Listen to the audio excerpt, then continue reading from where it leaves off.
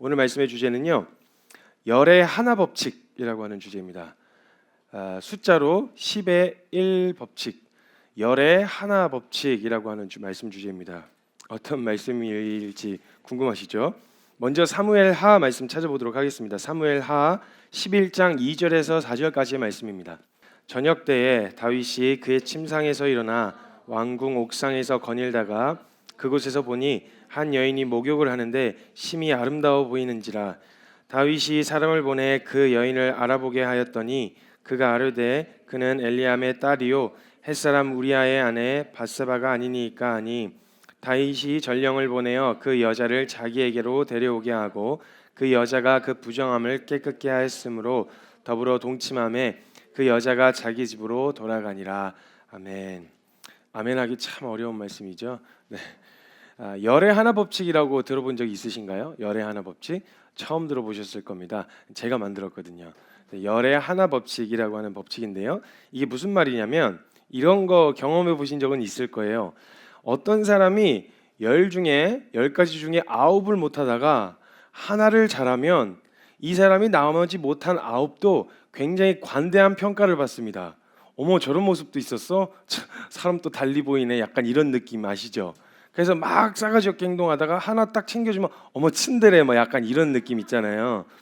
그래서 그런 느낌을 줘서 열의 9은 진짜 못했는데 하나를 잘하면 그 한 가지가 굉장히 부각돼가지고 나머지 9도 굉장히 관대한 평가를 받게 되어진다는 거예요.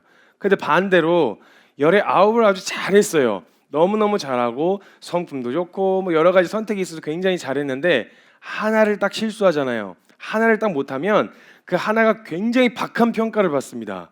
그리고 박한 평가, 어떻게 너가 그럴 수 있어? 너 사람 그렇게 안 봤는데 너 어떻게 그래? 약간 이런 평가를 받게 되어지는 거예요. 성경에서도 약간 이런 경우를 되게 많이 보게 되어지는 게요, 한자 그냥 뭐 거의 한평생 내내 계기다가 하나님 앞에 마지막 순간에 한번 돌이키는 사람은 되게 기뻐 받아주시는데, 평생 잘했는데 살짝 미끄러진 거에 대해서는 주님이 굉장히 박하게 엄중하게 심판하시고 되게 징계를 이렇게 심하게 하시는 거예요. 그럼 약간 느낌이 마음상, 그러니까 사람들이 나도 거의 한평생 모르고 살다가 마지막 순간에 예수님 만났으면 좋겠다 이런 생각이 드는 이유도 무리한 생각이 아닌 거예요. 열의 9을 그냥 자기 원하는 대로 살다가 하나 딱 마지막 순간에 하나 딱 잘 붙드는 걸 내가 너를 얼마나 기다렸는지 몰라 하면서 되게 기쁘게 받아주시는데, 잘하는 사람은 그럼 좀 이렇게 편하게 잘 해주셔야 되는데, 좀 그런 것도 유도리 있게 좀 하셔야 되는데, 하나 못한 거 가지고 굉장히 엄하게 막 책망하시고 질책하시는 이런 경험들을 이제 성경에도 나와 있고 그런 경험들을 하게 되어지는 거죠. 그래서 제가 이제 만든 게 이제 열의 하나 법칙이에요. 10가지 중에 9을 못한 놈이 하나 잘하면 그 하나는 굉장히 부각되고 관대하게 사람들이 봐주는데, 열의 9을 잘하다 하나 미끄러지면 그 하나 때문에 너 사람 진짜 그렇게 안 봤는데 약간 이런 평가를 받게 되어지는 그런 경우인 거죠. 잘하고 있는 사람들이 저지른 한 가지의 실수 정도는 좀 하나님도 눈 감아주고 한 번쯤은 봐줄 수 있을 텐데, 그건 잘했으니까. 근데 왜 이렇게 냉정하고 그냥 넘어가시질 않느냐는 거죠. 솔직히 말하고 싶은데 저도 이제 이런 생각을 했었어요. 그냥 이런 거 하나쯤은 좀 넘어가면 안 되나? 그래도 열심히 했잖아. 나름대로 잘했잖아. 되게 민망하네. 뒤에 이제 무슨 내용인지 이제 이걸 통해서 주님이 깨닫게 해주신 내용이 있어서 그걸 좀 나누려고 하는데, 그냥 좀 넘어가면 안 되나? 평상시에도 제가 뭔가 이렇게 뭔가 문제가 생기고 이렇게 지적을 받으면요, 얼른 제가 뭐라고 이렇게 최종적으로 합리화를 하냐면, 아니 저 17살 때 선교사로 들어왔어요. 17살 때 동나이 때 아이들 한번 보시라고. 이 정도면 양호한 거라고. 20대 제가 막 초중반 때 막 그 안에서 막 몸부림치고 막 어려워할 때 뭐 이렇게 딱 얘기하면, 같은 나이, 당신은 내 나이 때 뭐 했는데 밖에서 술 먹고 돌아다니고 그래서 사고 치고 그랬으면서 난 그래도 고민이라도 하지 않냐고, 약간 이런 식의 느낌의 정서를 제가 스스로 가지고 있는 거예요. 스스로. 그러니까 그냥 이런 거 좀 넘어가면 안 되나? 그리고 그동안 그렇게 남들보다 막 더 치열하게, 남들보다는 아니지만 혼자 스스로 생각하기를 남들보다 막 더 치열하게 살았으면 이것쯤은 하나쯤은 그냥 좀 넘어가 주시면 안 돼요? 이걸 굳이 꼭 드러내가지고 그냥 있는 대로 탈탈 털어가지고 감정 다 상하게 하고 이런 식으로 하셔야 되겠어요? 약간 이런 느낌과 정서가 찾아 들어온다는 거예요. 그러니까 제 안에 어떤 마음이 찾아 들어오냐면 되게 억울한 거죠. 비율로만 따져도 이건 9고 이건 하나인데 아니 이거 하나 정도는 그냥 일 잘해왔으니 넘어가 줄 만도 한데 이걸 이렇게 박하게 이러시나? 아 정말 지금 융통성이 없어. 약간 이런 마음들 때문에 억울하게 느껴지는 거예요. 그리고 제가 이제 지체들의 말씀과 설교를 이제 듣잖아요. 항상 밖에 나가서 사역을 하다가도 금요철야 예배나 아니면 이제 저희 사역자들의 설교를 이렇게 딱 들으면요 은혜가 돼요. 그래서 이제 타고 오거나 아니면 이제 사무실에서 뭐 준비할 때도 이제 설교를 틀어놓고 듣는데 너무너무 은혜가 되고 도전이 되는데 한번 저한테 문득 이런 생각이 찾아 들어오는 거예요. 저는 설교 준비할 때요 개그나 아니면 좀 웃음 코드에 대해서 굉장히 신경 쓰면서 준비하거든요. 되게 많이 찾아봐요. 그리고 이게 재밌을까? 근데 이걸 누구한테 해볼 수가 없잖아요. 설교를 미리 스포해야 되니까. 그래서 이건 재밌을 거야, 재밌을 거야 해서 딱 하면 재미 하나도 없는 거예요. 그래서 그냥 막 던진 게 웃기고 신경 써서 준비한 건 재미가 하나도 없는 거예요. 근데 제가 제 설교를 듣고 이제 은혜를 막 받고 있는데 제가 딱 던졌어요. 개그를 딱 이제 그러니까 설교 중에 어떤 진지한 얘기보다 가볍게 툭 던졌는데 우와 빵 터지는 거예요. 막 사람들이 뭐야 왜 이렇게 간대? 약간 이런 생각이 뭐야 웃음에 왜 이렇게 간대한 거야? 하나도 재미없는데 왜 이렇게 간대한 거야? 약간 이런 생각이 저한테 막 딱 찾아 들어오는 거예요. 뭐 나는 열심히 그렇게 준비하는데 하나도 안 웃는데 왜 이렇게 뭐 그냥 뭐 재미도 없고 그냥 지나가면서 그랬는데요? 이러면 막 와 왜 이렇게 관대하지? 막 이런 생각이 제 안에 막 찾아 들어오는 거죠. 물론 이제 강의를 듣고 야 지체들한테 뭐 자극을 받고 야 진짜 빨리빨리 성장하는구나 뒤처지 금방 쫓아오겠다 이런 생각에 막 열심히 물론 뒤에 있다 또 그런 얘기를 하는 게 아니에요. 같이 세워져 가고 있는 건데 섬기는 사람으로서 본이 돼야 되니까 여러 가지 부분에서 준비하고 안 그러면 이제 추월하겠구나 추월하기를 바라지만 아 진짜 이거 그냥 본이 안 되는 덕이 안 되는 사람이 되면 안 되겠구나 하는 자극을 막 받고 열심히 이게 어렵다는 얘기가 아니라 문득 그런 생각이 들었다는 거예요.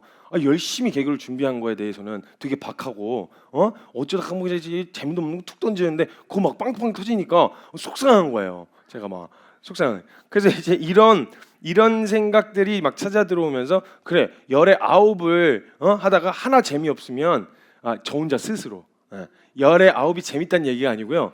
저 스스로 생각 열의 아홉이 재밌다가 하나를 안 웃기면 뭐야 이러는데 막 재미없던 사람이 하나 딱 빵 터지면 되게 간대하게 막 웃어주면서 막 물개박수로 이렇게 환영을 해주는 이런 느낌과 정서들 이게 이제 열의 하나 법칙이라고 하는 거예요.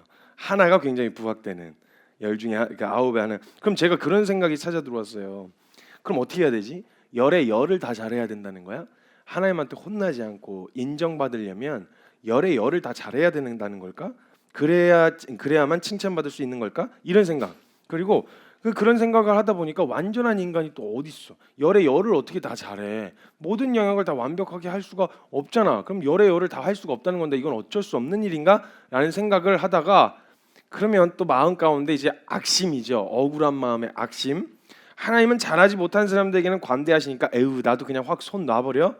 그냥 나도 그냥 막 신경 안 쓰고 그냥 막 뱉어. 신경 쓰지 않고 그냥 말이고 뭐고 막 이렇게 얘기하면 상처받을까 이렇게 얘기하면 덕이 되지 않을까 막 신경 써서 아니 그냥 막 뱉어 그냥 되는 대로 약간 이런 생각들이 훅 하고 찾아 들어오는 거예요. 그런 생각을 하다가 뒤통수를 딱 맞으면서 이제 로마서 3장을 생각나게 해주셨죠. 로마서 3장 5절에서 8절 말씀을 보면 이런 말씀이 있어요. 그러나 우리의 불의가 하나님의 의를 드러나게 하면 무슨 말을 하리요? 내가 사람의 말하는 대로 말하노니 진노를 내리시는 하나님이 불의하시냐? 결코 그렇지 아니하니라. 만일 그리하면 하나님께서 어떻게 세상을 심판하시리요? 그러나 나의 거짓말로 하나님의 참되심이 더 풍성하여 그의 영광이 되었다면 어찌 내가 죄인처럼 심판을 받으리요? 또는 그러면 선을 이루기 위하여 악을 행하지 하지 않겠느냐? 그러니까 내가 이게 어떤 말이냐면요. 내가 완전하지 않아. 그리고 내가 완벽할 수가 없고 근데 나의 완전함과 나의 약함을 통해서 하나님의 강하심이 드러난다 그러니까 그러면 그냥 이렇게 하면은 하나님의 강하심이 드러나고 내가 내가 의롭지 못한 것으로 인해서 나를 품으시는 하나님의 은혜가 더 드러난다니까 그럼 선을 이루기 위하여 악을 행하자 이런 식으로 나가지 않겠느냐. 어떤 이들이 이렇게 비방하여 우리가 이런 말을 한다고 하니 그들은 정죄받는 것이 마땅하니라. 정죄받는 것이 이런 생각하는 것 자체가 정죄받는 게 마땅하다고 주님이 이제 뒤통수를 치면서 가르쳐 주셨어요. 아무리 억울해도 넘지 말아야 될 선이 있는데 제가 그러면 그냥 나도 그냥 막 개기면서 승질 확 부리고 이래가지고 신경 안 쓰고 그냥 살까 이런 생각할 때 주님이 딱 깨닫게 해주셨어요. 그런데 우리의 죄인데 우리 이것도 아니라면 도대체 어떻게 해야 되냐는 거예요. 고민을 하는 중간에 열의 아홉을 잘하는 사람이 하나 실수할 수도 있는데 이 하나에 대해서 너무 박한 평가를 받다 보니까 너무 억울하고 마음이 어렵고 힘든 정서가 찾아오는 거죠. 왜 남한테만 이러세요, 주님? 다른 쟤네들은 막 개기고 부르는데 왜 나만 갖고 이러시는 거예요, 도대체? 왜 이러는지 모르겠네. 이런 정서가 찾아 들어오는 거예요. 그래서 이런 냉정한 반응, 열의 아홉을 잘한 사람에게 이렇게 냉정하고 박한 평가를 하시는 하나님의 마음은 어떤 마음이며 왜 그러시는가에 대해서 묵상을 하고 고민을 하다가 제가 이 생각을 하다가 이런 생각을 갖고 있는 사람들에게 있는 아주 심각한 오류 한 네 가지 정도를 발견하게 됐어요. 아주 심각한 오류예요. 정말 심각한 오류였어요. 이거 그냥 찝지 않고 넘어갔으면 큰일 날 뻔했어요.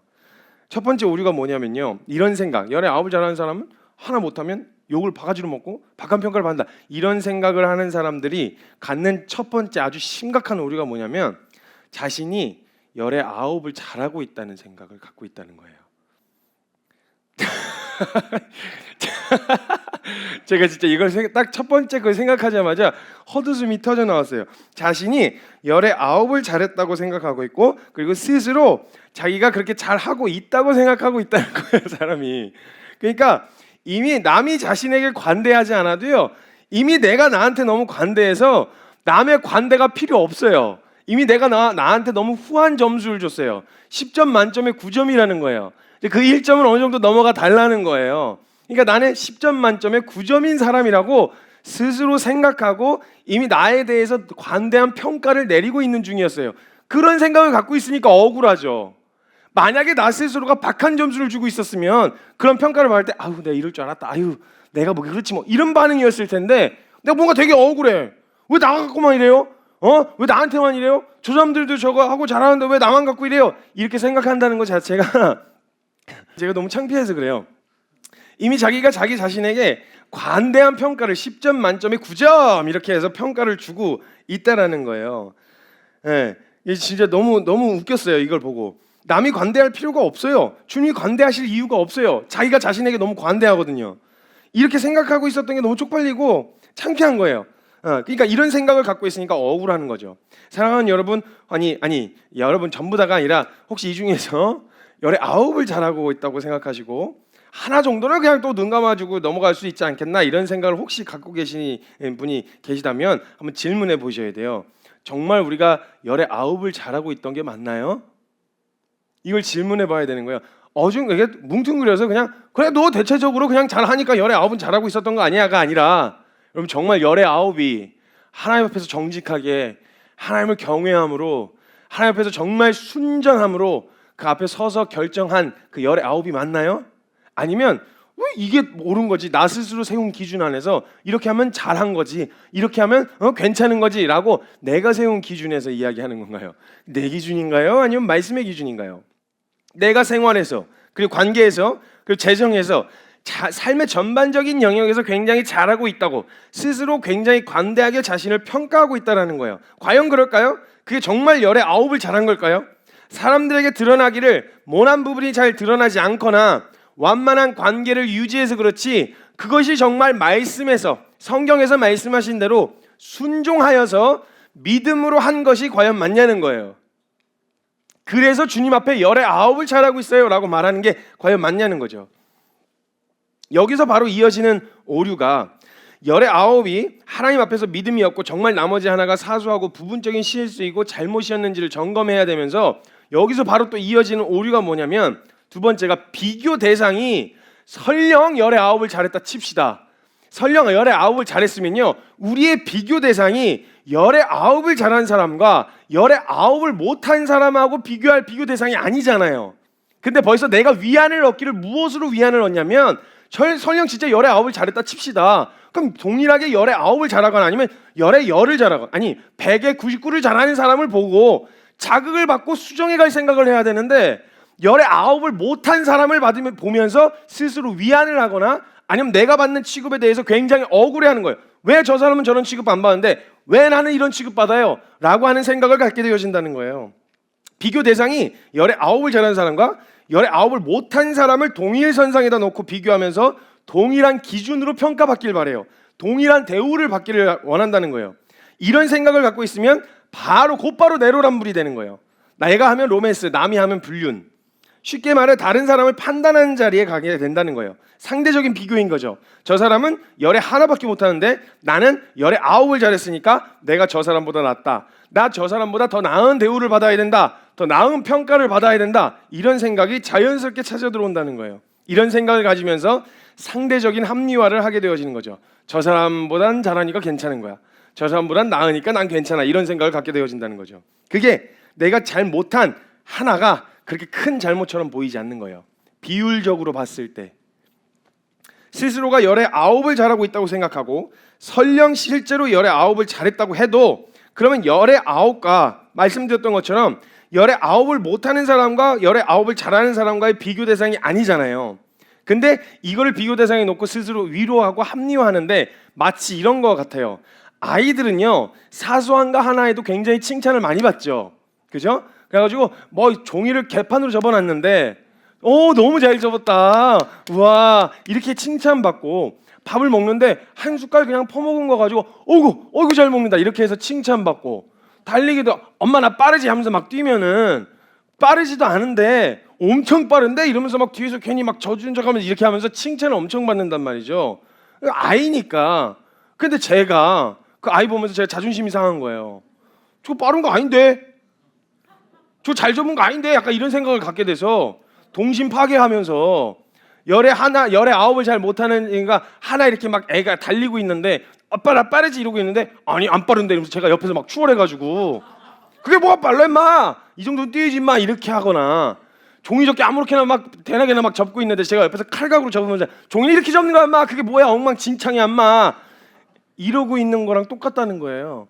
열에 9을 못한 사람하고 열에 9을 잘한 사람이 서로 동일선상에 놓고 비교한다는 말이 뭐냐면 지금 현재라고 하는 동일선상에서 제가 제 아들하고 경쟁하면서 막 칭찬받는 밥 하나 숟가락 먹고 나서 잘했어 이렇게 하고 있으면 저는 국자 같은 숟가락으로 한번 퍼갖고 하고 먹으면서 칭찬받기를 바라고 있는 동일한 대접을 받기를 바라는 마음이 지금 이런 꼴이랑 똑같다는 거예요. 왜 그 사람하고 비교해요? 아니 스스로 열에 9을 잘한다고 생각하더라도 그럼 열에 9을 못하는 사람하고 비교할 일이 아니잖아요. 스스로 그걸 비교하는 거예요. 비교해서 자꾸 자기가 그런 어려움들 이제 그런 억울함들 이런 것들이 자리 잡게 되어진다는 거죠. 진유가 밥을 한 숟갈 제 아들이 밥을 한 숟갈 먹고 칭찬받는 걸로 제가 억울하지 않아요. 나는 맨날 막 밥 한 2그릇씩 먹고 막 3그릇씩 먹는데 나한테는 아무 말도 안 해주면서 왜 나 애들 뭐 진유한테만 그래? 그리고 막 진유 춤추고 막 이렇게 막 애 보면 뭐야 내가 더 잘 추는데 이러면서 이렇게 억울하거나 분해하지 않아요. 아니니까 그런 걸로 칭찬받는 거에 대해서 저도 같이 박수 쳐주고 열에 9을 못하다가 하나 잘한 걸로 같이 박수 쳐줄 수 있는 여유가 있는 거예요. 만약 그런 생각을 가졌으면 이게 벌써 열에 9을 잘한 사람의 반응이 아니라는 거예요. 이게 열에 9을 잘했던 사람은 열에 9을 못하고 하나 잘한 사람에게 관대해져야죠. 그래 잘했어. 그 다음에 또 하면 돼. 힘내고 하면 돼. 이렇게 돼야 되는데 벌써 그런 억울한 마음이 들고 분한 마음이 든다는 것 자체가 열에 9을 잘했던 사람에게서 나타난 태도는 아니기 때문에 점검하셔야 돼요. 내가 정말 열에 9을 잘하고 있는 게 맞나? 내가 나에게 너무 후한 점수를 주고 있는 거 아닌가? 이런 생각을 하고 있어야 된다는 거예요. 너무 웃긴 거예요. 제가 이걸 묵상하면서 보다가 너무 웃긴 거예요. 제가 야 진짜 이런 짓을 내가 하고 있었네? 이런 생각들. 이런 없어 보이는 태도. 이거 뭔가 진유아가 같은 동일선상에 놓고 제가 막 경쟁해서 이겨서 막 이러면 여러분 제가 막 되게 멋있고 와 이겼다 진짜 빠르다 이런 생각 드세요? 그걸 굳이 이겨 먹어야 되겠니? 그걸 굳이 그렇게 애들의 동심을 파괴해야 되겠어? 되게 없어 보이고요. 쓸데없는 경쟁심 있잖아요. 경쟁할 대상이 없어서 애랑 해? 이런 생각들이 찾아 없어 보이고 되게 찌질해 보이지. 뭔가 와 멋있다 이겼네. 야 애들 다 이기겠다 막 이런 생각들이 찾아 들어오거나 그러지 않는단 말이에요. 엄청나게 없어 보인다는 거죠. 이런 없어 보이는 태도를 가지고 생각하고 있다라는 거예요. 이런 생각과 마음으로는요 절대 발전이 안 돼요. 절대 발전 안 한단 말이에요. 나보다 잘하는 사람에게 자극을 받아서 앞으로 오히려 더 나아갈 생각을 해야죠. 이 말은 무슨 말이냐면 경쟁을 하란 말이 아니라 신앙의 영역에 있어서 주님과 더 친밀한 사람을 보면 나도 더 가까워지고 싶다라고 하는 자극을 받아야죠. 그러니까 열에 9을 잘하는 사람은요 자기가 그런 걸로 열에 9을 잘했다라는 생각을 안 해요. 매 순간 하나의 선택이 그냥 하나일 뿐이에요. 내가 이 중에서 9을 잘했어라고 이런 식으로 평가 안 하고요. 매 순간 주어지는 하나하나의 상황을 하나하나로 해결해 나가요. 해결하면서 나간단 말이에요. 근데 이걸 벌써 딱 이걸 돌아보면서 이걸 평가하겠다는 것 자체가 앞으로 나아갈 생각이 없다는 거예요. 지금은 안주하고 싶은 거예요. 그래도 이 정도는 했으니까 라는 생각으로요. 그래서 이런 생각으로는 절대 발전이 안 되고 더 나아갈 생각이 없이 혼자 자격지심으로 혼자 괴로워한다거나 아니면 나보다 못하는 사람은 품고 기다리기보다는 판단과 정죄라고 하는 이 악순환이 계속되어지는 거예요. 또 이런 생각이 갖는 오류 세 번째는 뭐냐면요, 재밌게도요, 이 사람이 잘못한 건 잘못한 거죠. 잘한 건 잘한 거고요. 하나님 불합리하신 분이 아니세요? 못한 걸 가지고 잘한 것까지 못했다고 하지 않으세요. 못한 건 그 못한 걸로 책망하시고 징계하시겠죠. 왜냐하면 그 영역이 세워져야 되니까. 근데 문제는 뭐냐면 이런 생각을 갖는 사람이 갖는 오류 세 번째가 뭐냐면 잘한 10가지 중에 9으로 못한 한 가지를 합리화시키려고 한다는 거예요. 나 한 가지 못했으면 이 못한 거 그냥 못한 거예요. 잘못한 거고 죄를 지은 거고 실수한 거예요. 그럼 이건 이것으로 하나님 앞에 나아가고 하나님 앞에 개인적으로 정산하고 이 영역으로 하나님 앞에 서야 되는데 열의 9 잘한 거, 지금까지 순종하고 걸어오면서 결단했었던 내 9이 이게 내 의의가 돼가지고 이 열의 9으로 나머지 못한 하나를 합리화하고 포장하는 데 사용한다는 거예요. 그러니까 이런 생각이 드는 거죠. 아니 그래도 이건 잘 안 되지만 이 영역은 잘했잖아. 잘 되고 세워진 영역을 더 부각시키는 거죠. 사람들에게 더 드러내는 거예요. 기억하셔야 돼요. 하나님께서는요, 잘한 건 잘한 거고 잘못한 건 잘못한 거라고 하셨어요. 잘못한 것까지 들어서 잘한 것까지 심판하지 않으셨다고요. 에베소 교회에게도 주님이 책망하실 때요, 잘한 건 잘한 거라고 하셨어요. 못한 걸 못한 거라고 하셨죠. 하나님이 에베소 교회에게 내가 너의 행위를 아노니 너의 인내와 거짓 선지자를 내쫓아낸 그런 분별력과 그 고난 가운데서도 믿음을 지켜낸 너의 믿음을 내가 알아. 잘한 건 칭찬하셨고요. 못한 거 잘못한 건 잘했다고 해서 그걸 그냥 덮고 넘어가면 안 되죠. 잘못한 건 잘못한 거라고. 그런데 한 가지 내가 너에게 한 가지로 하셨어요. 책망할 것이 있으니 네가 첫사랑의 마음을 잃어버렸다. 이렇게 얘기하셨단 말이에요. 잘한 건 잘한 걸로 두시고 못한 거에 대한 부분에 개선을 요구하셨단 말이죠. 이렇게 주님도 말씀하셨어요. 근데 자꾸 우리가 나머지 9 잘했다고 생각하는 그 9으로 못한 한 가지를 합리화하는 도구로 사용하게 되어진다는 거예요. 근데 우리가 보통 9을 잘하고 하나를 못했는데 이렇게 냉정한 평가를 받고 박한 대우를 받게 되어지는가라는 생각을 하면서 억울해한다는 것은 잘못한 것만 봐야 되는데 그걸 일률 비교로 9과 그 나머지 잘못한 걸 하나를 같은 선상에다 놓고 보는 거예요. 그러니까 이거에 비하면 이거는 별거 아니지만 이거는 이거대로 징계를 받거나 잘못한 건 잘못한 거대로 정산을 해야 되잖아요. 근데 이걸로 자꾸 덮으려고 하니까 억울하게 느껴진다는 거예요. 합리화하는 거죠. 말씀드렸던 것처럼 잘한 건 잘한 거고 못한 건 못한 겁니다. 잘한 9으로 못한 하나가 가려지지 않아요. 잘한 9은 못하는 것을 가리거나 합리화하기 위해 한 게 아니었기 때문에 목적 자체가 내가 나중에 혹시 실수하면은 이걸로 내가 잘한 이걸로 이걸 덮어야지라는 마음으로 한 게 아니라 그냥 매 순간 한 걸음 한 걸음을 충실하게 정말 최선을 다해서 성실하게 살아보면서 해왔던 거였어요. 목적 자체가 달라요. 가리우기 위한 걸로 해온 게 아니라 그냥 하나님 앞에 잘해왔었던 거였기 때문에 그런 걸로는 절대 그 잘못한 하나가 가려지지 않고 오히려 이게 하나님 앞에서 한 것임이 더 드러나게 하기 위해서 이 9이 잘한 9이 하나를 더 드러내요. 하얀 옷에 김치국물 하나 튀면 티가 더 많이 나잖아요. 까만 옷에 김치국물 하나 튀면 뭐가 붙었나 이런 생각이 들 텐데 하얀 완전 삶아가지고 진짜 완전 하얀 옷을 입고 있는 사람이 여기 김치국물이 하나 딱 튀면요 되게 신경 써요. 그럼 이게 또 가서 문대죠. 그 문대는 흔적도 엄청 티가 많이 나요. 이렇게 마치 이런 거예요. 그래서 그 9이 잘했기 때문에 그래서 그 하나가 더 도드라지게 드러날 수밖에 없는 거예요. 그래서 그것으로 인해서 그 영역에 대한 평가를 받는 거예요. 이거 잘못한 거야. 이러면 안 돼.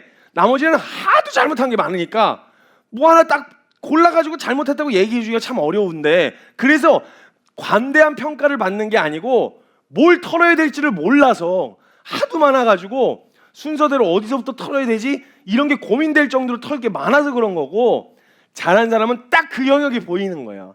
영역만 이 분야만 조금 너가 이렇게 주님 앞에 서고 제대로 서면 참 좋을 텐데 이런 주님의 아쉬운 마음이 있는 거죠. 그래서 우리가 그 잘한 아홉으로 일을 가리려고 하면 안 돼요. 그럼 잘못하면 그 잘한 아홉도 못한 일에 같은 같은 취급을 받게 돼요. 잘못한 거랑 같은 취급. 뭐야, 뭐 그런 데다 합리화. 너 사람 그렇게 안 봤는데 자꾸 그런 식으로 자꾸 아홉 잘한 거 가지고 빠져나가려고 하고 아주 그럼 점점 1에서 2가 되고 2에서 3이 되고 계속 실수가 연발된다는 거예요. 이 태도가 굉장히 위험한 것이요. 잘해왔던 나머지 아홉으로 하나를 합리화시키기 시작하면요, 그 잘못한 한 가지는 계속 수정의 가능성 없이 바뀌지가 않아요. 그걸 그 하나로 대하는 사람은 잘한 거하고 상관없이 잘못하고 실수한 걸 그 자체로 대하는 사람은요, 수정하려고 하는 의지와 가능성이 있는데 자꾸 이 하나를 아홉으로 감추고 포장하고 합리화하려는 사람에겐 이 하나는 계속 바뀔 가능성 없이 남아 있는 거예요. 계속. 그리고 자기가 스스로 합리화하는데 자신이 잘한 것을 사용하니까 그동안 해왔던 노력이나 잘한 모습이 많고 성실하게, 나름 상대적으로 성실하게 살아왔던 사람들은 많이 해왔던 만큼이나 억울한 거예요. 원래 이게 억울할 일이 아니에요. 그걸 못했다고 한 적은 없으니까. 그렇죠?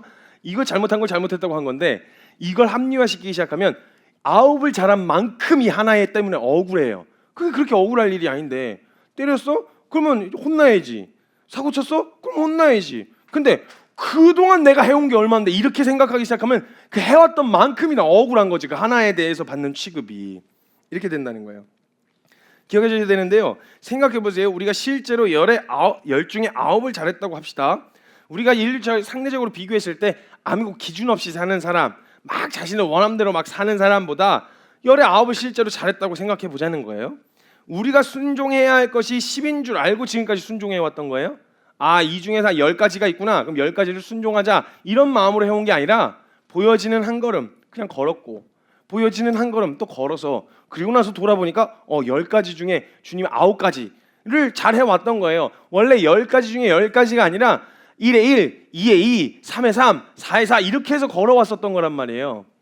근데 보고 실수하고 엎어지고 나니까 열의 아홉이 된 거죠. 열의 하나를 잘 못하게 된 거고, 이렇게 돌아보니까 그렇게 되어졌다라는 거예요. 보여주신 만큼 하나씩 걸어오고 순종해왔던 거예요. 순종해야 될 걸 10가지를 먼저 보여주시고 걸어온 게 아니라.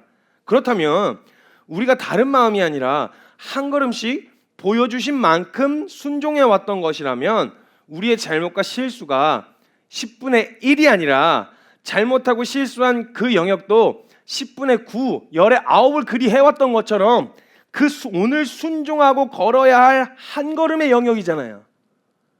이해가 되시죠?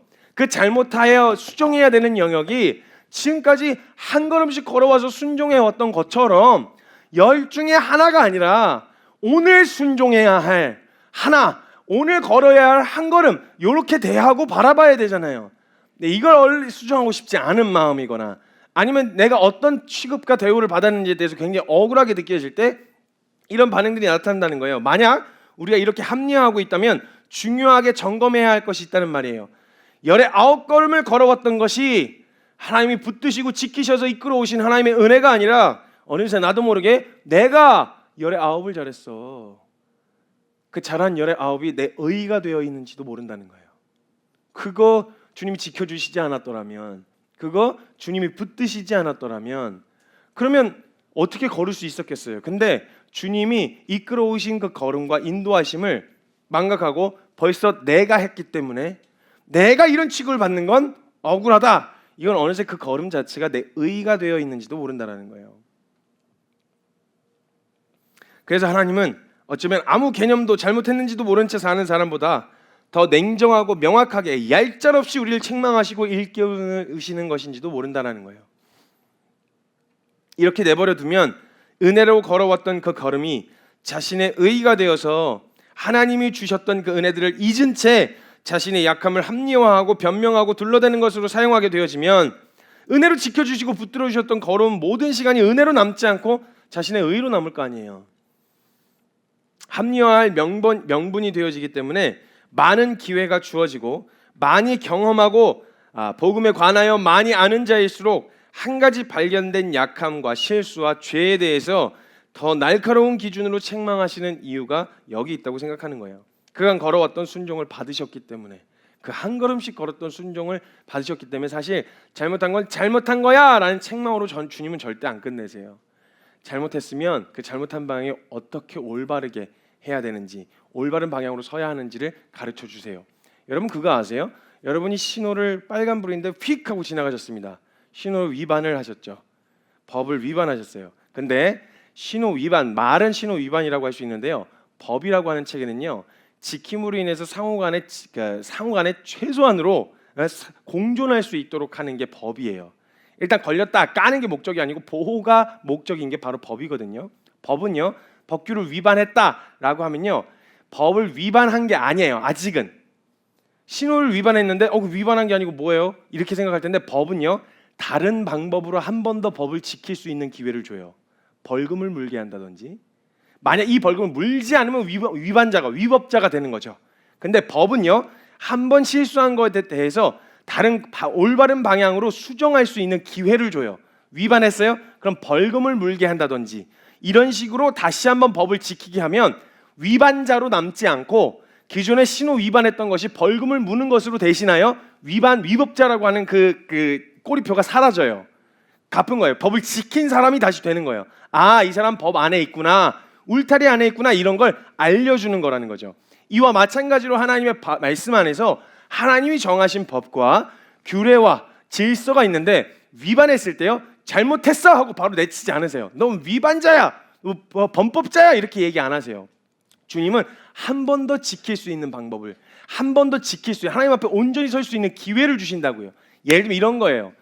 다윗이 밧세바를 범했어요. 오늘 본문 말씀 뒤에 한 번 더 이야기할 건데, 다윗이 밧세바를 범했어요. 범하고 나서 그는 하나님의 질서와 하나님의 사람에 합당하지 않은 짓을 저질렀어요. 범법자로 남을 수 있겠죠. 근데 하나님은 한 번 더 그에게 하나님 앞에서 온전하게 다시 설 그 자리에서의 태도를 요구하셨어요. 뭐냐면 온전한 회개였어요. 그 온전한 회개로 주님 앞에 나아가면 그에게 있는 저질렀었던 일들, 원래 그렇게 하지 않는 게 올바른 삶이었겠지만, 그렇게 저지른 다음에는 그럼 올바른 삶을 취할 수 없어요?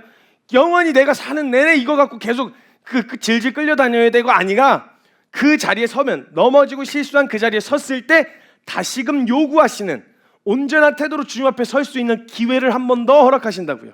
그게 바로 온전한 회개, 진짜 돌이킴. 그렇게 서면 하나님 그 마음의 중심을 이전에 그렇게 저지르지 않았을 때 그 순전한 마음을 받으셨던 것과 같이 그 이후에도 동일하게 순전하게 받으시는, 순전함으로 나올 수 있게 하시는 길을 열어놓으셨다라는 거예요. 그래서 하나님은 어쩌면 더 분명하게 드러내시고 책망하시고 징계하시고 인해서 뭐 하시려고 하시냐? 온전한 방향으로, 가장 순전한 우리의 마음, 열의 아홉을 그리 잘 해왔던 것처럼, 그 순전한 마음으로 주님 앞에 서왔던 것처럼 순전한 방향으로 돌이키시기 위해 책망하시고 징계하신다라는 거예요. 그런 이유 때문에. 또 하나님께서 이것에 대해서 더 호되게 책망하시는 이유가 있는데, 그게 바로 열의 하나 법칙의 오류 네 번째입니다. 마지막, 제가 묵상한 것까지는 더 한번 캐내어 보시죠. 여기서 발견되는 오류를. 제가 발견한 열의 하나 법칙의 마지막 네 번째 오류는 뭐냐면요, 이게 정말 위험한 건데요, 이것 때문에 주님이 가만히 내버려 두실 수가 없는데, 그 잘못한 하나를 잘못한 것으로, 그것만으로 해결하려고 하지 않고 내버려 두잖아요. 내버려 두면 자신이 지금까지 잘해왔던 열의 아홉을 지키기 위해서, 이건 잘해왔던 것으로 지키기 위해서 잘못한 하나를 감추기 위해서 의를 세우려고 이 하나를 숨기는 거예요. 잘못한 하나를 감추는 거예요. 그것을 감추기 위해서 또 다른 아홉의 잘못을 만들어내요.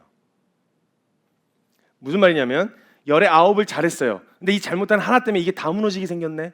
이게 박한 평가를 받게 생겼어. 안 되지. 그러면 내가 어떻게 살았는데 이거 하나 가지고 이거 다 무너지면 큰일 나지, 안 되지. 이런 생각을 갖게 돼서 이거를 지키기 위해서 그 잘못한 하나를 어떻게든 감추고 합리화하고 포장하려고 하기 시작하면, 그때부터 무슨 짓을 벌이냐면 그 하나가 둘이 되고 둘이 셋이 되는, 계속해서 거짓과 속임과 또 다른 범죄를 낳게 되어져요. 아홉을 지킨다는, 잘한 아홉을 지킨다는 명분이었는데, 문제는 뭐냐면 그 하나를 숨기려다 보니까 또 다른 거짓말이 필요한 거예요. 그리고 또 다른 거짓말이 필요하고 또 다른 거짓말. 그래서 나중에는 열의 아홉을 낳게 되어지는 거예요. 열의 아홉에 대한 범죄를 낳게 되어지는 거예요. 의를 지키기 위한 또 다른 범죄인 거죠. 그 잘못을 하나의 잘못으로 인정하면 되는데 잘했던 아홉도 문제가 될 것 싶어서 의를 지키기 위해서 하나를 감추기 위해 거짓을 낳고 또 다른 범죄를 낳아서 결국은 잘한 아홉이 아무런 의미가 없어지는 지경에 이르게 되어진다는 거예요. 이게 위험한 거예요. 그러니까 그런 지경에 이르기 전에 싹부터 주님이 바로 치시지 않으면 결국은 이 꼴 낳는 거예요. 위험한 거예요. 사실 이게 가장 위험한 거예요. 잘못한 하나를 하나로 책망받고 올바르게 세워지면 되는데 그걸 감춰보겠다고 나머지 잘해왔던 아홉을 허물어버릴 뿐만 아니라 다 뒤집어 엎을 만큼의 실수가 범죄가 되고 범죄가 거짓을 낳고 결국은 파멸이 되어지는 일이 비일비재하게 이미 일어나고 있죠. 이렇게 갈 수도 있는 위험성을 알고 계신 하나님께서 어떻게 그냥 그걸 내버려 두실 수 있겠어요? 바로바로 드러내어 책망하시고 가르쳐 주시는 것이 그에게 더 안전하기 때문에 어쩌면 더 냉정하게 잘한 게 더 많은 사람일수록 더 냉정하게 드러내셔야 되는 거예요. 아니면 한순간에 허물어뜨릴 수 있으니까, 한순간에 파멸로 무너질 수도 있으니까 차라리 아예 기반이 없던 사람은 하나씩 세워간다는 마음으로 서면 되는데 세워져 있던 게 무너지면요 이걸 다시 이렇게 세우기가 그렇게 쉽지가 않아요. 그래서 열심히 떤 사람이 낙심해서 교회를 떠나거나 신앙을 잃어버리면요 그만큼이나 이렇게 세우기가 쉽지 않은 이유가 거기 있는 거예요. 나도 해봤는데 나도 그렇게 열심히 해봤어. 차라리 아예 모르고 있다가 신앙의 기반이 아예 없는 사람은 하나씩 세워가면 돼요. 하나의 개념부터 천천히 알아가면 되는 거예요. 이건 전혀 문제가 안 되는데 문제는 신앙이 있었다가 스스로 있었다고 생각했다가 한 번에 허물어졌던 사람은 이걸 다시 일으켜 세우기가 그렇게 힘든 이유가 여기 있는 거예요. 그걸 아시는 주님이 그 하나가 딱 발견되면 그걸 다 기반을 좀 먹어가지고 기둥을 그냥 무너뜨릴 수 있는 그 요소들을 그걸 어떻게 그냥 내버려 두실 수 있겠어요? 그러니까 집요하게 캐내시고 집요하게 드러내셔서 희한하게 그런 사람들 잘 걸려요. 그죠? 잘해던 사람이 한 가지 못하면 그 영역이 굉장히 부각돼서 되게 잘 도드라지게 드러나게 된단 말이에요. 그렇게 들춰내시는 이유는 주님 사랑하셔서예요. 그만큼 무너지지 않길 바라시는 거예요. 그런 마음으로 세우신다라는 거죠. 우리가 잘 알고 있는 다 인물이 있어요. 오늘 본문 말씀에 등장했던 다윗입니다. 성경의 결론도 그렇고 우리에게도 있어서도요. 다윗은 굉장히 하나님께 신실했던 종이었고 존경받는 인물로 기억되고 있습니다. 그런데 그런 그에게도 아주 치명적인 과거가 있었고 그것 역시 저희도 알고 있습니다. 그렇죠? 오늘 본문 말씀이에요. 바세바 사건이요. 너무나도 유명한 사건이죠. 그런데 우리도 바세바 사건을 다 알고 있는데도 불구하고 우리에게 있어 다윗의 인식이 그렇게 나쁘게 박혀 있지가 않아요. 여러분 요즘 같은 시기에 이렇게 터졌다고 생각해 보세요. 여러분 요즘 같은 시기에 이런 문제로 터졌으면 여러분 재기가 불가능해요. 네가 하나님의 입을 어디 네 주둥이에다 올리냐 이러면서 막 그냥 매장당해요. 얘는 성경에서 그런 결론을 내려줘서 그랬지 이런 결론 내렸으면 진짜 요즘 같은 시기에는 큰일 난다는 거예요. 아무래도 철저한 대가 지불과 철저한 회개 때가 있었다라는 그의 어떤 성경적인 증언이 있기 때문에 그런 과거가 있음에도 불구하고 우리에게 긍정적인 인물로 남아있을 수도 있는데요. 그때 당시에 다윗은요 살아온 인생만 살펴보고 우리가 역사를 쭉 살펴봐도요 정말 열의 아홉은 잘한 사람이었어요. 열의 아홉을. 그리고 왕의 자리를 탐내거나 욕심을 부리지도 않았어요. 왕으로 기름 부음 받고 나서도 사울을 직접 죽여서 일찍 왕에 오를 수도 있었던 12번의 순간에도요 외골수적인 선택으로 하나님이 세우신 왕을 스스로 내가 패하거나 내가 죽이지 않겠다는 그런 결정을 하게 되어지는 거예요. 이거 부하 입장에선 진짜 짜증나는 일이거든요. 정말 짜증나는 일이에요. 속 터지는 일이죠. 진짜 막 답답하고. 근데 믿음의 관점으로 봤을 때, 영적인 관점으로 봤을 때는 그의 결정은 굉장히 멋있는 결정이에요. 그래서 아마 부하 입장으로 봤을 때는 답답했지만 영적인 입장으로 봤을 때 야 정말 이 사람 하나님 경외하는 사람이구나 이런 생각이 찾아 들어올 만한 결정이었다라는 거죠. 그래서 영적인 관점으로 보았을 때는 참 멋지고 덕이 되는 결정들을 내려왔었어요. 다윗의 인생에. 그래서 다윗의 인생을 보면 골리앗 때부터 해서 대부분의 선택지에서 참 멋있었어요. 잘했다는 사람이었다는 거죠. 그렇게 살아왔어요. 그리고 그건 정말 잘한 거예요. 잘한 걸 못했다고 할 수는 없죠. 잘한 게 맞아요. 순전했고 순수했어요. 근데 그랬던 그가 이젠 그렇게까지 치열하지 않아도 되는 위치에 왔고 그렇게까지 치열하지 않아도 되는 자리에 안정적인 자리에 서게 됐어요. 거기 올라서고 나서 그의 눈에 바세바가 들어오게 된 거예요. 그리고 분명히 정보를 들었어요. 자신의 충실한 종이었던 우리아의 아내였다는 걸 알면서도 그를 범하는 짓을 하고 말았던 거예요. 그리고 그가 범한 이 죄는요, 지금까지 잘해왔던 아홉으로는 절대 덮을 수 없는 일이었어요. 절대 덮을 수 없는 일이었어요. 지난 시간 잘한 결정을 한 것은 잘한 것이지만 이건 정말 악독하고 치졸하고 아주 비열한 짓이었어요. 이건 절대 지금까지 해왔었던 아홉으로는 감추거나 합리화할 수 있는 일이 아니었다라는 거예요. 근데 지금 이건요, 지난 시간 동안 다윗이 해왔었던 그 어떤 것으로도 합리화시킬 수 없는 문제이기 때문에 억울해하거나 다윗이 왜 나만 갖고 그래요? 다른 애들은 막 다른 왕들은 막 그러는데 아수르 애굽이랑 막 저 블레셋 봐요. 개판 5분제인데 그때 당시 아수르 없었어요. 여러분 죄송해요. 블레셋 보세요. 개판인데 이거 왜 나만 갖고 그래요? 이런 생각이 찾아 들어올 수도 있단 말이에요. 근데 이런 생각으로 변명하거나 억울해하거나 합리화할 수 있는 순간이 아니었어요 이때. 근데 다윗은요 지금 이거 하나로 지금까지 잘해왔었던 열의 아홉이 한순간에 무너지게 될 수도 있다라는 두려움에 사로잡혔어요.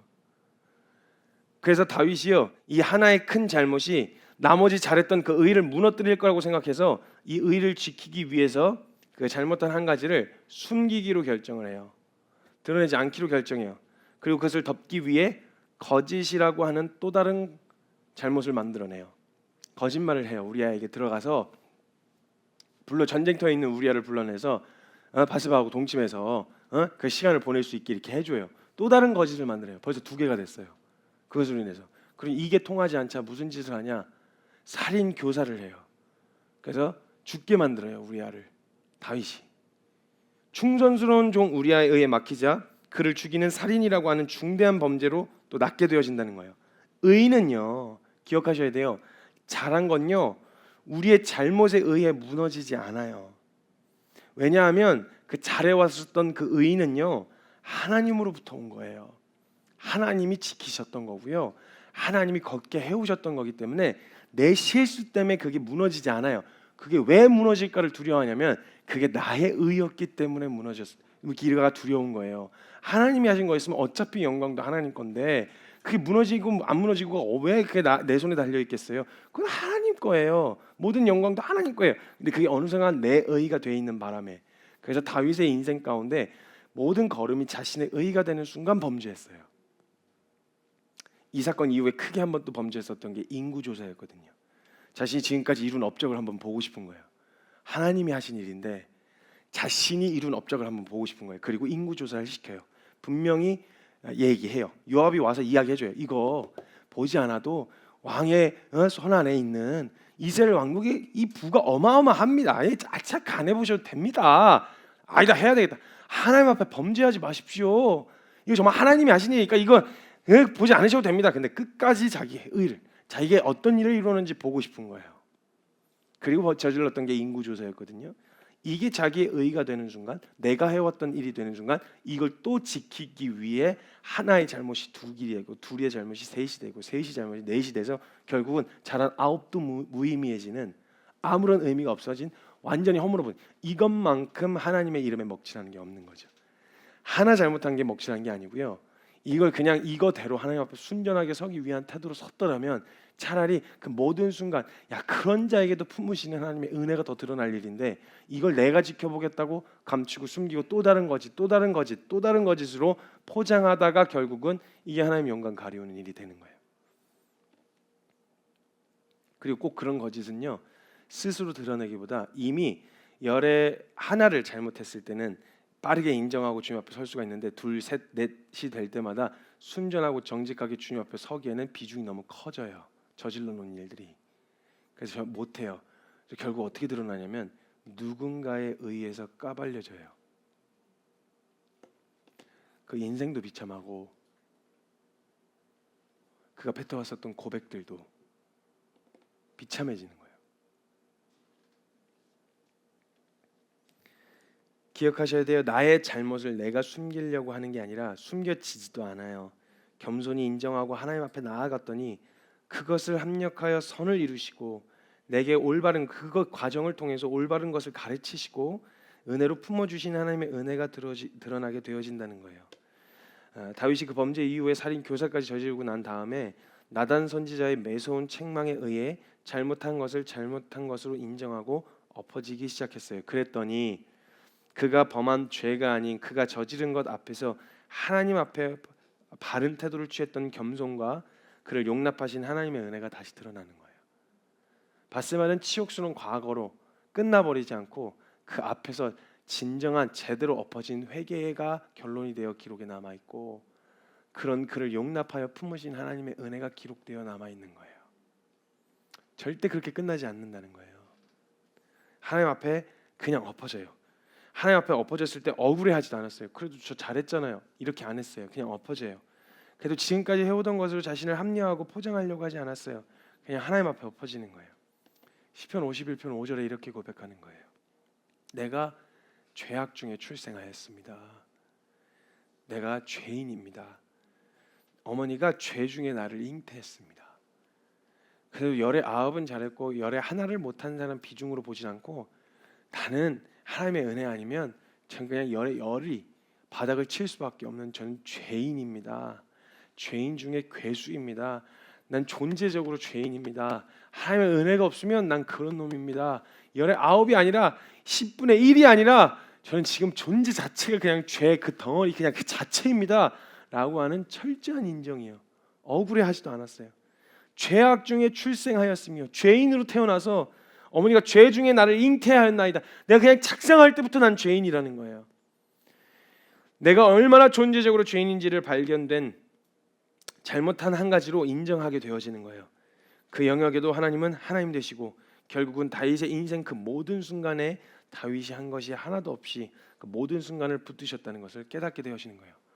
내 생각엔 그 잘못한 열의 하나가 내 인생의 치욕스러운 과거로 남아있을 줄 알았는데, 그 시간을 주님이 철저하게 인정하고 하나님 앞에 엎어졌더니 그 한 걸음을 순종했더니 하나님이 합력하여 선을 이루셔서 그것이 다시금 나로 하여금 은혜 앞에 서게 하고, 내가 한 것이 아니요 하나님이 이끌어오셨던 거였지 라는 것을 생각하고 기억하게 하는 은혜의 기억으로 남아있게 되어지는 거예요.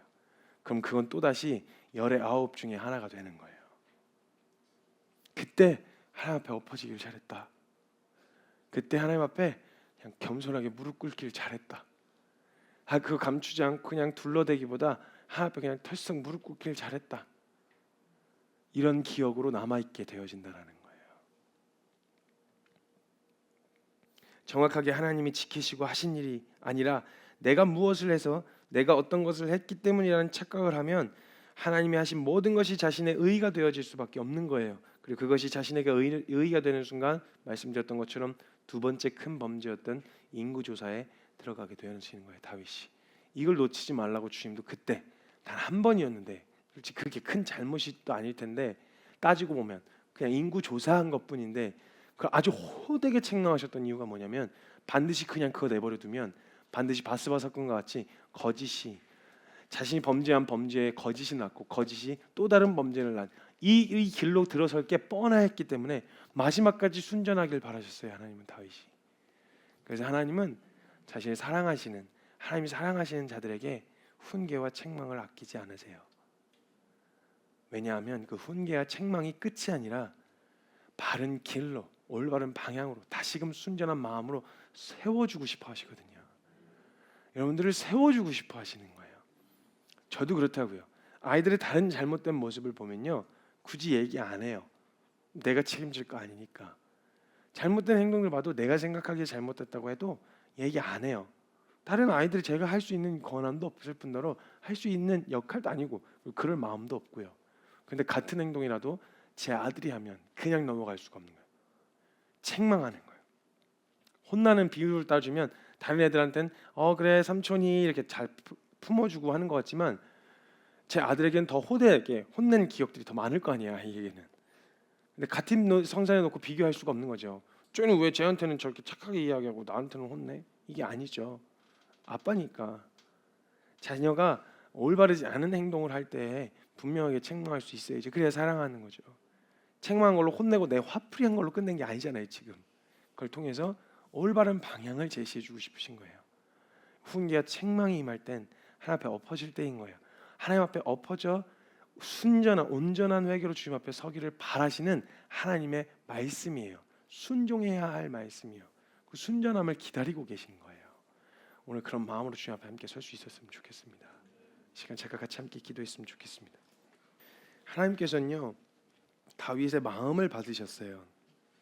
그가 어려서부터 목동일 적에 그냥 그 외로운 들판 한복판에서 어떤 안전장치도 없는 그곳에서 하나님 앞에 서서 기도하고 하나님 사랑하고 하나님 예배하고 순전한 마음이었던 그의 마음을 보시고 그를 왕으로 부르신 거였잖아요. 다른 건 몰라도 다윗이 다른 어떤 건 몰라도 다윗이 그 마음 하나가 순전한 마음으로 그의 한평생 삶 가운데 순전함으로 서기를 바라셨어요.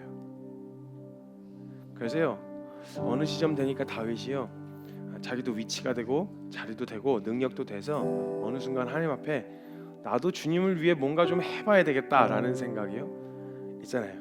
내가 막 주님을 위해서 뭔가 좀 해드려야 되겠다 이런 마음이 들었었어요. 그때 언제였냐면 통일 이스라엘 왕으로 세워지고 나서 성전 건축을 하려고 했었을 때였어요. 성전 건축을 내가 주님을 위해서 나는 이런 백향목궁에 거하는데 하나님 저런 성막에 거하시는 게 마음이 편치가 않다 해서 주님을 위해서 뭔가 좀 한가닥 해드리고 싶었어요. 근데 하나님은요 다윗만큼은 정말 다른 사람 몰라도 다윗만큼은 그 순전한 마음 하나 보시고 세우셨던 그 다윗만큼은 내가 주님께 뭐 해드렸는데 내가 이런 걸로 주님께 뭐 했는데 내가 이 정도 했는데 이런 게 자신의 의가 돼서 살기를 바라지 않으셨어요. 그래서 어쩌면 되게 냉정하게 어쩌면 가장 순수했을 그 사람 가장 순전하고 순수한 그 사람이요 그 사람에게서 성전 건축을 받기 원하셨을 텐데 하나님은 그에게 성전 건축 받기를 원하지 않으시고요 하나님은 거절하세요. 너에게 그걸 받기를 원하지 않는다. 난 너에게 그걸 원하지 않아. 순전한 마음으로 끝까지 남기를 바라셨어요. 그래서 하나님은 그 자리에서 순전한 마음을 지키기를 바라셨던 그 다윗에게 그 마음을 받으신 마음 때문에 끝까지 동일한 선택으로 하나님을 선택하며 걷기를 바라셨어요. 나머지 잘해온 그 9이 무의미해지지 않도록 하나님은 그 한 가지를 굉장히 엄하게 다루셨어요. 그리고 다윗은요 그렇게 자신을 다루시는 하나님 앞에 억울해하지 않았어요. 하나님의 책망과 손길이 닿는다는 것은 그만큼이나 자신을 신경 쓰시고 우리 사랑하신다는 뜻이니까 억울해하거나 불편해하지 않았어요. 그리고 하나님 앞에 겸손히 엎어지는 거예요. 그 잘못한 한 가지를 감추어 나머지 9을 잘한 9을 가리우는 더 큰 죄를 낫게 하는 자리에 서게 하고 싶지 않으셨어요. 그래서 그를 책망하셨던 거예요. 그리고 하나님은 그의 마음을 받아내셨어요. 순전한 마음으로 다시 한번 설 수 있게 하셨어요. 순전한 마음으로 서게 하신다는 걸 어디서 볼 수 있냐면 그가 하나님 앞에 잘못한 것을 가지고 하나님 제가 죄 중에 잉태되었습니다. 죄인입니다. 그러나 한 가지 염치 없지만 하나님 앞에 한 가지 구하옵기는 나를 주님 앞에서 멀리하지 마시고 주의 성령을 거두지 말아달라던 하나님 그 앞에 드리던 부탁을 주님이 당연하지 그렇게 서기를 바래서 내가 책망한 건데 그의 범죄로 멀리하거나 내치지 않으세요. 그렇게 주님 앞에 오늘 엎어지기를 바라시는 거예요. 네, 돌이킬 수 없는 실수요 그리고 우리 안에 남아있는 여러 가지 연약함과 약함들이라고 표현하기에는 악심이 담겨있는 악한 마음들 그리고 저 누구에게 드러나진 않았지만 그런 나쁜 하나님 앞에 합당하지 않았던 것들이요 그 앞에서 그걸 숨기고 감추어 드러내지 않는 것보다 하나님 앞에서 인정하고 겸손히 엎어주고 오히려 그걸 드러내 주시는 게요 감사한 거예요. 왜냐면 하나님이 우리를 신경 쓰고 계시다라는 거거든요. 내 자식 아니면 신경 쓸 이유 없어요. 사울이 마지막 지경에 하나님 버림받았을 때 마지막 순간에 사울이 어떤 짓을 하든 하나님 신경 안 쓰셨어요. 불러도 대답하지 않으셨어요. 그게 정말 무서운 거예요. 그냥 덮고 넘어갈 수 있는 거 아무에게도 들춰내지 않은 것이 있다는 거 여러분 이게 다행이 아니고요 이게 어쩌면 불행이에요. 하나님 어쩌면요 우리에게 책망이 임하지 않고 잘못을 했는데도 어떤 징계도 임하지 않는다면 여러분 주님 붙들고 매달려야 돼요. 하나님 저 포기하신 거 아니죠? 하나님 저 내치신 거 아니죠? 하나님 저 기억하고 계신 거 맞죠? 하나님 저 돌아보고 계시죠? 감추지 않을게요. 하나님 정직하게 인정할 테니까 하나님 저 포기하지 마세요. 하나님 대답 좀 해주세요. 여러분 항상 말씀이 임하는 게 부담스럽고 또 이런 말씀 해주시나 순종해야 되는데 부담스러운 말씀을 여기셔야 될 때가 아니라 여러분 하나님 말씀이 만약 임하지 않으면 하나님 말씀 좀 해주세요. 하나님 저 포기하신 거 아니죠?